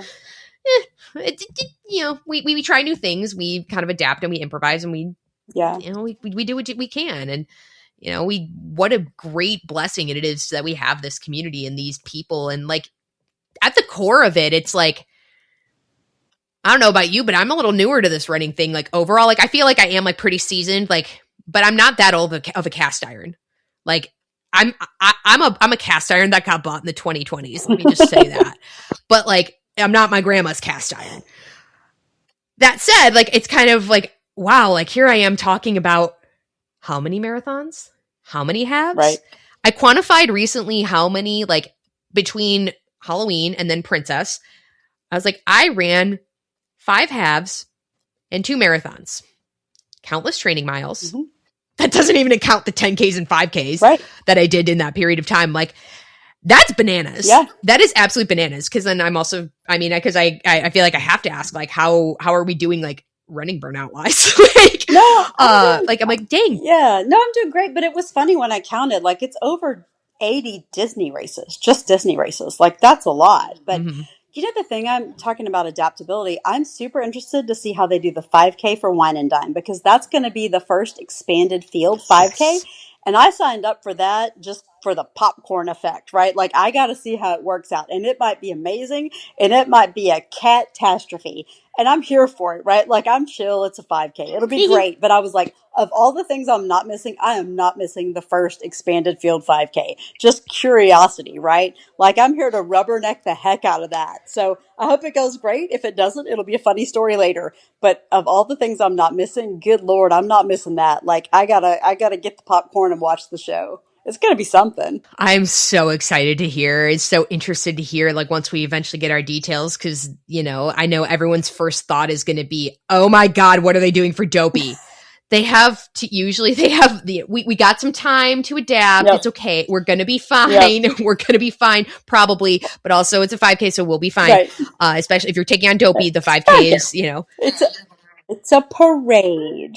Yes. Yes. And it's your look-see at like, did they change anything in the reunion lot? Okay. Right. No, we're all in the same. Because I feel like that's one of the bigger benefits of like doing multiple races in one weekend, where it's like, like by the 4th day, I'm like, yes, I'm tired AF, but I'm showing up and I'm like going to the same place that I've been going to the last couple of days. So we're fine. We're fine. It's easy mode, right? There's no like variability. Yeah. By that point, I'm like, I'm so tired. I'm just ready to be done with the marathon, and like, I'm ready to run it. But like, I'm excited. But it's like, we're good. I'm like too tired to be nervous anymore about it. So that I am interested to see how that one goes. And it's always one of the things. And I know that there are probably some areas where we could maybe perhaps take the feedback a little differently, but I feel like Disney is pretty good about taking feedback and like adapting where possible. Yep. Again, I'm not saying they're perfect, because nobody is, but except Brandy. But I feel like it'd all be fine. It's going to be an iterative process this first season of the expanded 5Ks, and maybe they determine like, oh no, that's not happening. It's kind of like the rumors of the expanded field for London. Right. Which I think is super interesting, right? Like, I don't know. So do it twice, right? You can have the first day be, excuse my language, the fast holes and the serious folks who apparently hate us slower people and charity runners, whatever. So they can go blaze it and do their thing. And then us mere mortals can run the next day, and London gets twice the money. And I don't know, like, I don't see the downside. Charities make more money. Like, I get Londoners might be slightly annoyed because, well, they're Londoners. They're generally grumpy anyway, right? But like, sorry, I just came there from a work trip, and good Lord, what a grumpy tribe for the most part. But like, I think what's the downside, right? Like, you can have the real race one day, and everybody still gets to do the same thing. Like, that's the fun thing about running, right? Like, you and I run the exact same full that the people who crossed it in a time that it takes me that long to tie my shoes and get my gear on, right? Like, fine. But it's the joy of running is that it's this, we're doing the same thing. It's just amazing. So yeah, I'm okay Mhm. with London experimenting. I'm okay with Disney experimenting on the 5. There are probably families that would love to do it with their kids.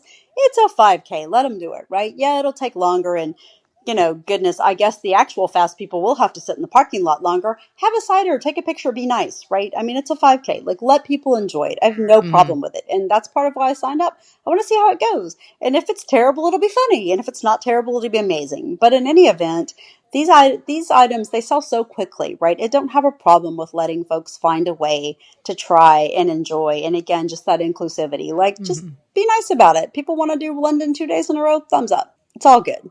Until you said that, I didn't even think of the concept of somebody trying to run it both days. Some crazy And fool's gonna I don't know do if it. that's exactly what you want, but then also I was like, somebody's Some gonna. crazy fool. Well, because they always do the backwards London Yes, Marathon too, yes, yes. Some right? The night ultra before. runner who's like, So this is my warm somebody's up. running an No, ultra. 100%. Some ultra person who, the gods that they are, like, is a mere mortal. I don't get it.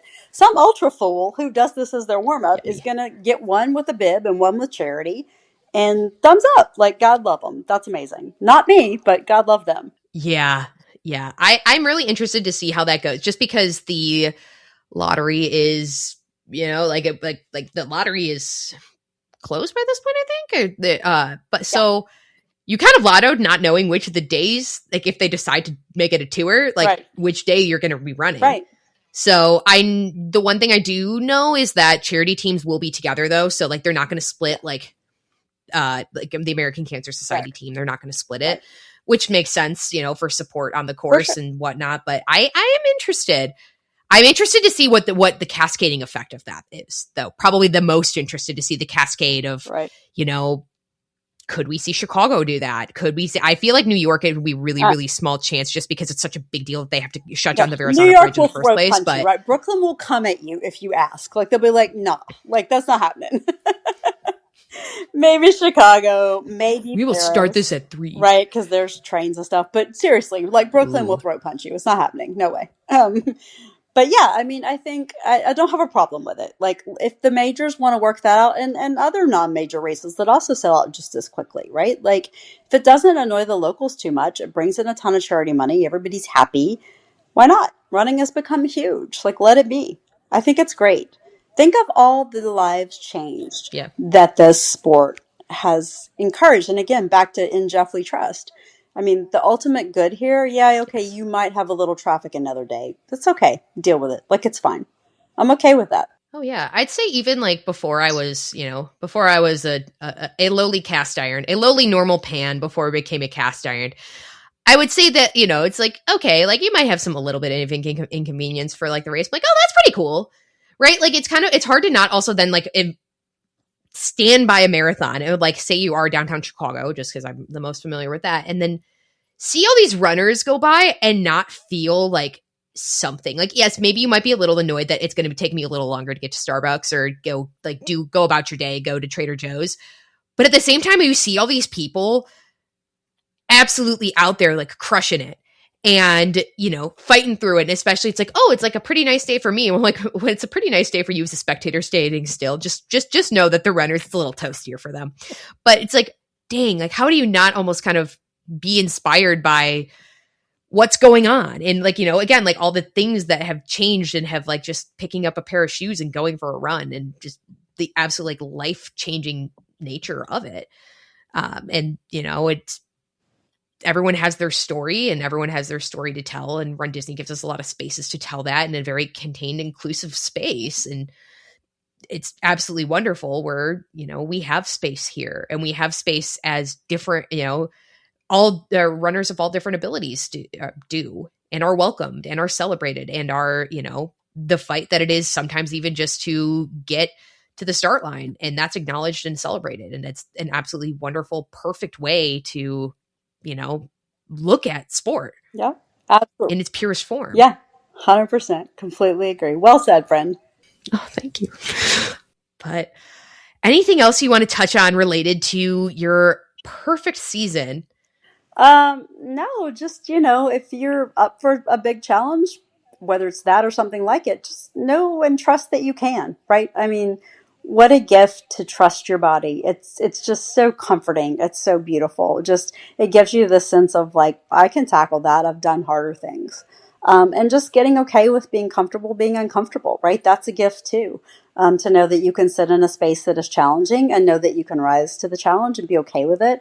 I think that's a gift. So whether it's something like that, or, for some folks, it might be, as you said, getting to the start line. And that is a huge accomplishment as well. So I think that the fun of this really has been understanding that and trusting me and trusting my body and knowing that I can do hard things, as Carissa says. And so I think that that's the fun of it. So I would just encourage people to find whatever their hard thing is. And that's very personal. But whatever your hard thing is, like, you can do that. I believe it. You can.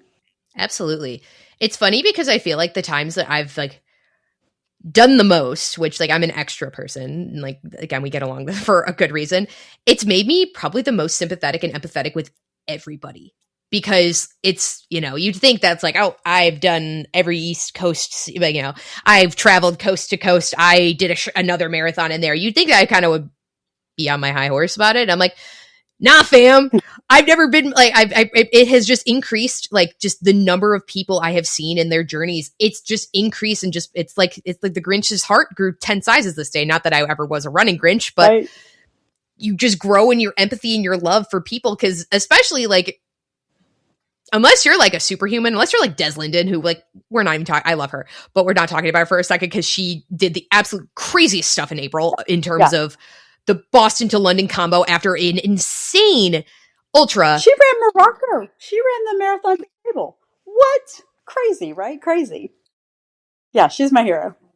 Yeah, she casual Olympic trials qualification, Amazing. Casual at Boston as a retired athlete. Whatever. Love her. But anyway, unless you're like Des, right. Most people when they take on a season like this, you're not ripping it every time. Or maybe you are ripping it, but you're not PRing, you're in a very stage, you do wine and dine 2 weeks after Chicago. You got to take a little lap and just accept that your body feels like a plastic bag drifting through the wind. So I feel I've never been so kind of space I've had for all other athletes, and of all different abilities. And I think that has been that's been an unexpected but a wonderful gift of that, because especially if you're catered training running it. Yep. Especially if you're doing a catered training run. Okay, I'm just here for vibes. Right. I'm just here because I'm getting through it. And you might not be where your normal kind of race placement is. So I think, again, it's just the people you see, the joys you get to share in with people. I think that's probably the best way to. Yeah, it's I'm here for my Epcot parking lot side. Oh, yes, we are. Yeah, no, for sure. It's interesting you say that. The most special thing I think I've had this year is running with, there's a blind athlete I train with here in Houston, and I got her to her first race in 2 years because she hadn't had a guide that she was comfortable with. And, running blind is real bravery, right? Dopey's fine, but running blind is real bravery. And I was blessed to guide her on her first race in 2 years, and she just had an absolute blast. And she got her medal, and she's like, tell me what it looks like. And I mean, just what a gift. And so I think, those kinds of moments, that's the fun of running, is that we can do this together and we can help each other and we can enjoy things. And did we set any records? Absolutely not. Was it my best race ever? 100%. And I'm prouder of that than Dopey, right? Because this woman got to race for the first time in 2 years. And, what a treat. I mean, and what a gift for me to get to accompany her.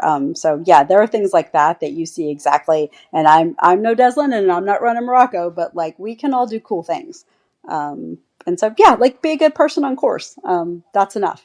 That's enough. Smile at somebody, throw them a bracelet, give them a high five. Be nice. Well said. Thank you for joining me. This was a wonderful recap. What a blast. Thanks for having me. It was great to catch up with you. And thanks for the pod. It's so fun and such a great resource for people. Super appreciate you. Oh, thank you.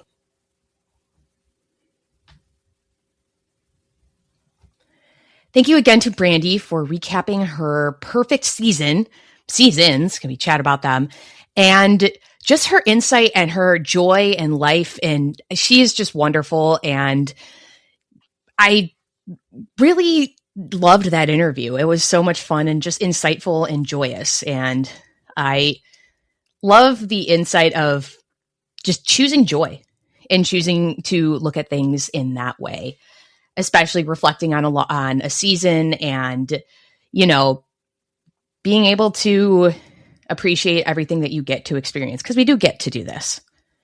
So I'm actually going to talk a little bit about what some of you, the lovely listeners, have to say about your favorite memories of this season. Again, it feels so crazy that we're here. Wild. So I'm going to kind of go chronologically, and then I have a couple that were more, I don't want to say, more general to the season. And starting off with Disneyland Halloween weekend, that was just our beautiful, wonderful season opener. And Eyelet says that her favorite memory was finishing her first half at Disneyland Halloween half marathon weekend, which is amazing. That what a way to kind of kick off half marathons, I'd say, kind of to add in a favorite memory of my own, would be just, again, being part of a season kickoff. And there's just an indescribable vibe to that race weekend that I absolutely loved. I loved the course. I felt like that was especially, they packed as much park as possible into that course. And I absolutely appreciated and loved that. And, that was my first time back since that first weekend. So I was very, very impressed with everything. And, the feedback that they had taken, right? There was no mile 3 water stop where we was a dead stop. I felt like for Halloween weekend, that merch was really, really well stocked. I felt like, I loved the little specialty Dole Whip area and the Hulu, I think it was the Screamoween lounge. That was really, really great. I felt like, again, they had kind of hit their stride and getting things back and rolling with the races there. Moving into Wine and Dine, Anne-Marie's favorite memory was eloping. So she says, we eloped during Wine and Dine and kind of didn't tell anyone until the 10K. If you're not following Anne-Marie on socials, she's Everyday Anne, and her husband is A.K. Meekster. They have a kind of joint account for their travels and such, but they are the cutest, absolute cutest people. And they announced it by being dressed as a bride and groom for Wine and Dine. Honestly, iconic. My favorite kind of memory of Wine and Dine, it was just that feeling of that, back to school, we're back.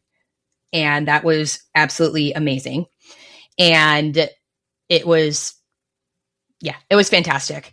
And I think that was a race where, I was still recovering from Chicago. So I just chose joy and, appreciation of the experience and, leaned on pace groups and such to kind of get me through and just kind of comfortable because, you don't feel good. So after you go for goal or gun it for a PR and then running less than 2 weeks later. So I think Wine and Dine was definitely one where I just kind of chose joy of the experience. And it was great to see so many friends again. And, again, it was our season opener. So that was amazing. Rolling right into marathon weekend of 26. Carissa's favorite memory was finishing dopey after falling at mile 7.65 of the marathon, saved by the med tent. Girl, you're amazing. That is iconic. Dang. That's definitely grit and resilience right there. Especially, you went to the med tent, especially having gone to the med tent, making sure nothing's too dorked up. And then, that's really iconic. So that is something to be very proud of, not letting it get in your head. Cause sometimes you trip and it could be over nothing. It's oh my God, the ground just jumped up at me. So that's amazing. Sarah's is crossing the finish line with her mom for her mom's first half marathon, which also a very, very special moment. I know she got to go down Main Street with her mom, and Sarah was on an episode last summer, episode 53, where she talked about her kind of connection with the building of Magic Kingdom, that her grandpa worked on that. So her mother's father helped work and build that castle and build Magic Kingdom. So that's absolutely amazing and special. And I remember her just reflecting on what it meant to run down Main Street with her mom. I'd say that my kind of highlight of marathon weekend was feeling really strong during the full. Again, having come off of Chicago where I didn't. I felt really strong the first half until the GIs started GIing. But I felt really strong. And then at a certain point, getting past that moment during the full of oh, okay, your stomach's fine. You're not overgelling it. You're not, overdoing it. You're fine, to the point where I kind of had a little bit of a kick in me when we got the kind of call that they might cut the course with the heat. So I kind of had that kick to kind of go rip down Western Way. It felt good to feel good, and that was kind of a validating feeling for me, that it felt good to feel good throughout that, and that I had the push in me to get through that. And then, once I kind of was going around the bend and to get to hit pavement and Blizzard Beach, I'm like, okay, we're good. And I felt good the rest of the full. And I kind of felt like that was almost that redeeming moment from Chicago, that okay, yeah, you're still good. You still feel good. This doesn't mean that a big marathon's not for you just because you felt crappy. And there's stuff that I can work on, obviously practicing more at the Gatorade Endurance for longer runs and more sustainable runs, or, figuring out a better way to do electrolytes and hydration. So I think that there's just stuff that I could learn to work on in that, but it felt good to finish this full strong.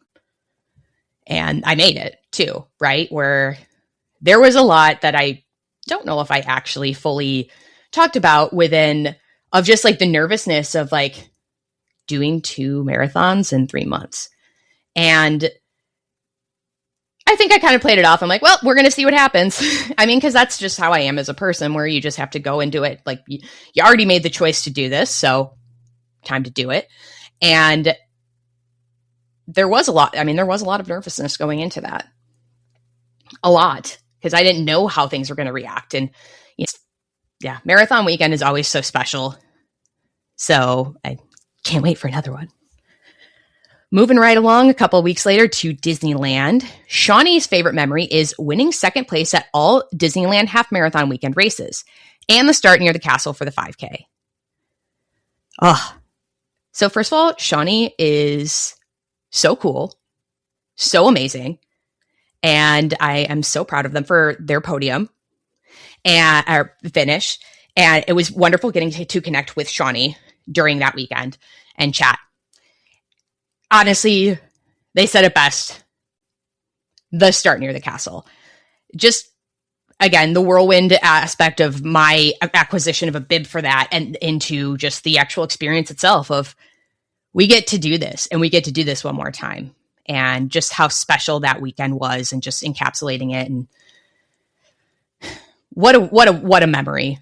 What a memory that is. And I'll hold that close forever. Princess, we have quite a few memories from. I'm going to start off with Adrian. His favorite memory was cheering all the runners from behind Jeff's chair. Adrian is a pacer, and how special that must be to get to experience that before walking across the finish line. Kaya's is her favorite, might not be the word, but placing my rose on the chair for Jeff will always be a core memory.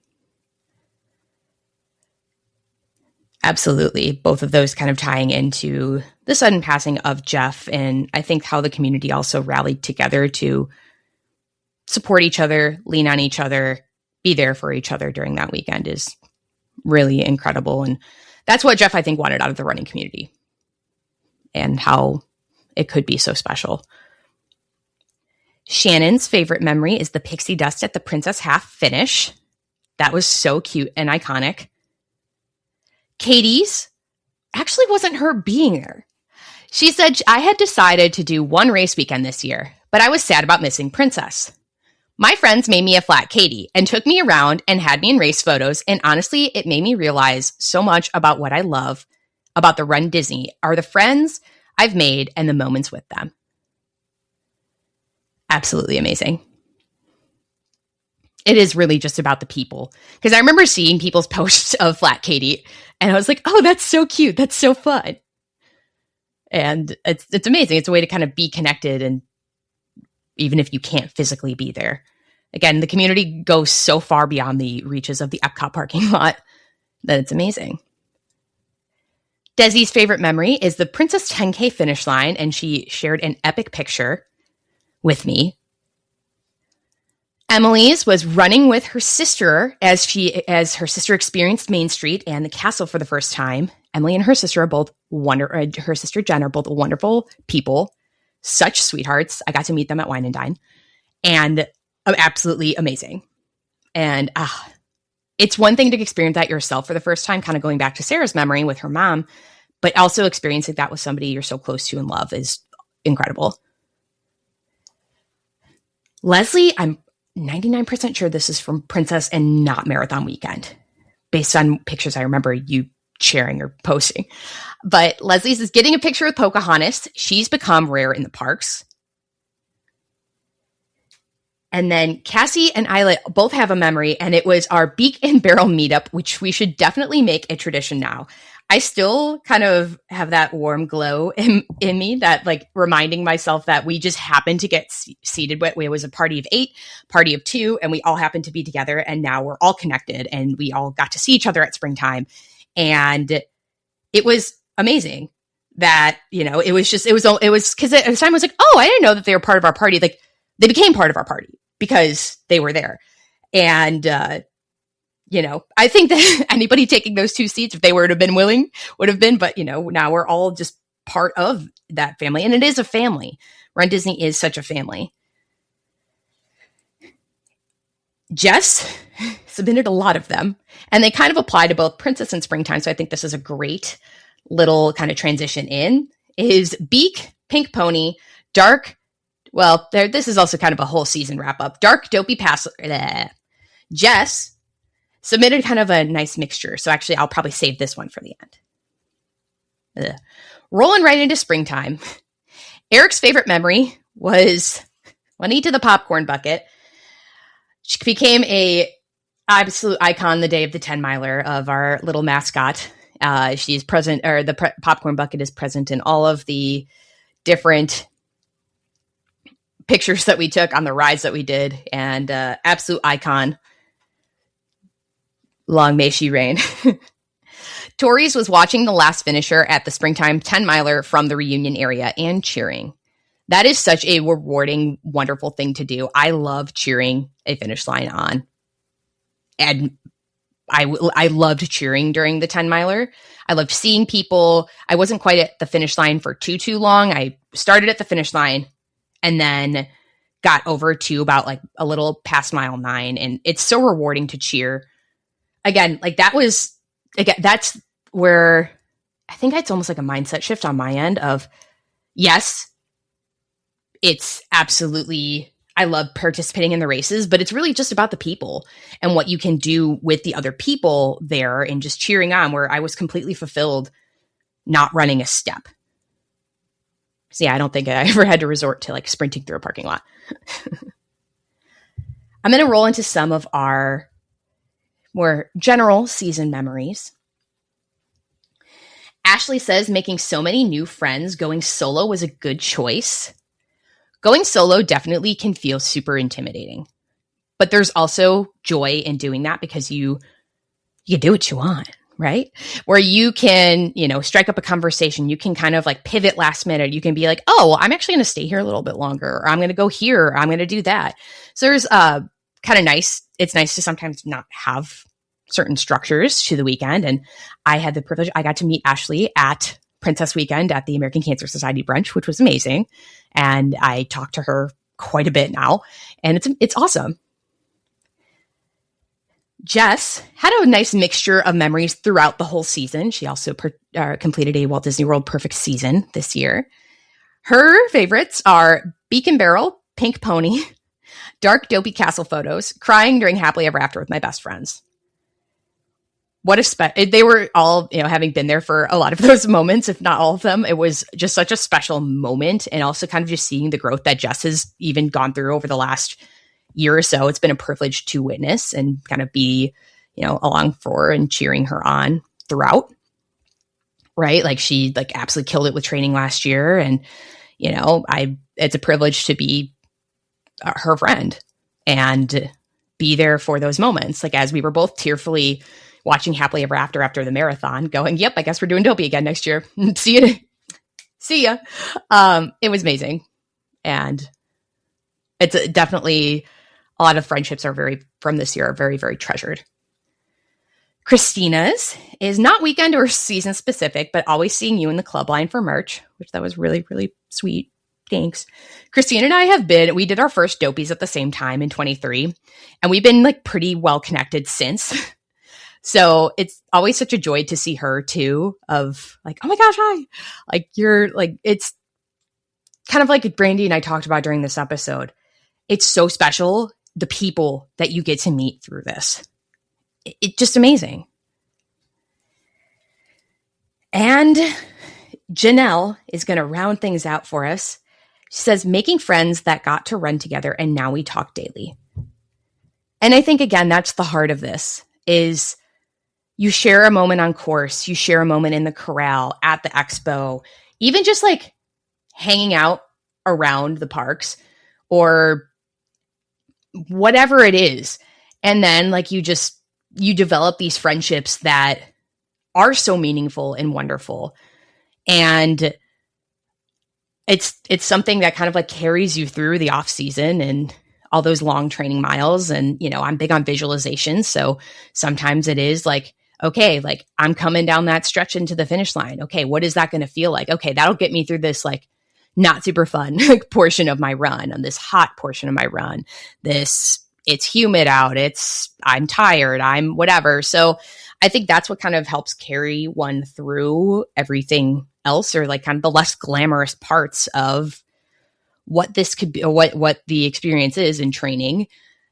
And it's just the people. It's the people that keep me coming back. It's the warm fuzzies that you get from, running through Epcot at 5:04 in the morning, and the highways you call home, the parking lot you call home. It's just how homey a parking lot can feel, but it does. And these special experiences that you get along the way. Just being among my people, I'd say that's probably the overarching theme of this entire race season and year. I feel like I got to deepen a lot of connections and, put myself out there a little bit more, where, believe it or not, I do consider myself a little bit shyer than you would think. I'm so happy to chat with people, but I want to also respect other people's time and whatnot. It's weird because it sounds a little silly, but I think I'm a very extroverted introvert in my eyes. So sometimes I think that putting myself out there, going to, for example, during Halloween weekend, I went to the Run Fit Fab meetup. So I went for the picture outside Haunted Mansion. We all did group pictures, or we did a group ride on the Haunted Mansion. We all then waited for paint the night. And it was great to just be among such a wonderful community and get to talk to people who I have seen in the Facebook groups or seen on Instagram and stuff, and get to connect with them. And time, I think, I don't even remember how long we waited for Haunted Mansion, but it moved so fast because we were just having an amazing time chatting all together. And it's special. And I'm so glad I did, because there's so many rich friendships I feel that have developed out of that, and just people who I'm so excited to see. And, I love connecting with people. I love getting to talk to them and just kind of hear other people's stories. Obviously, that's part of why there's a podcast here, is that I love hearing and amplifying other people's stories and and listening to different perspectives and whatnot. So it's been a joy and a treasure, and I will dearly miss this season. But it's interesting also to be rolling into the next one, because personally, like, it's going to look a little different, where at least at this point in time, as you all know, if you've listened for this for a while, always subject to change, but I'm going in a little bit more directionless than I have in the past. It's just going to be about choosing kind of what feels like good to do. And, you know, I don't have like big aspirations of time goals. I don't. And that's okay. I'm actually perfectly fine with being in that spot and kind of just running for joy, running for just reminding myself that this is what my body can do, more so than I'm going to chase this time. And there's value in chasing times, right? I have no regrets at the time I spent last year trying to chase that goal that I had for Chicago, right? Even though I didn't make it, I learned a lot about myself and what I know I have that level and what I can unlock in me.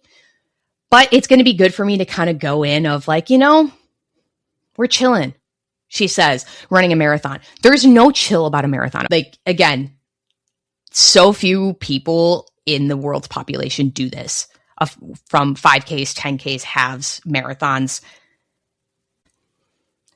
So I leave you with this.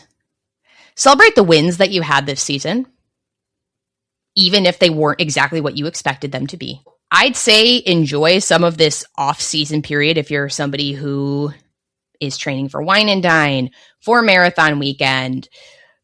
Maybe you won't even start training till Princess and you have this off time. Just do some other things that you enjoy.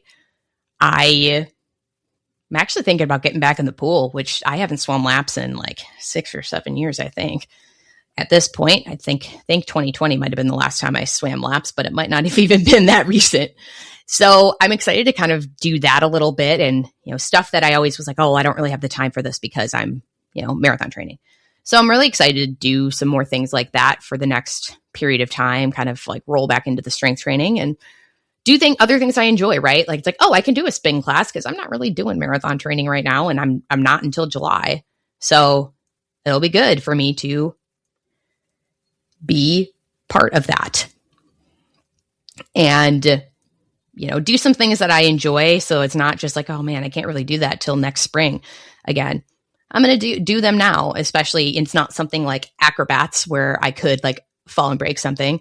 I don't have that high of aspirations, but I am going to do some other things that I enjoy and just get some movement in and start getting rolling, going into a new training block.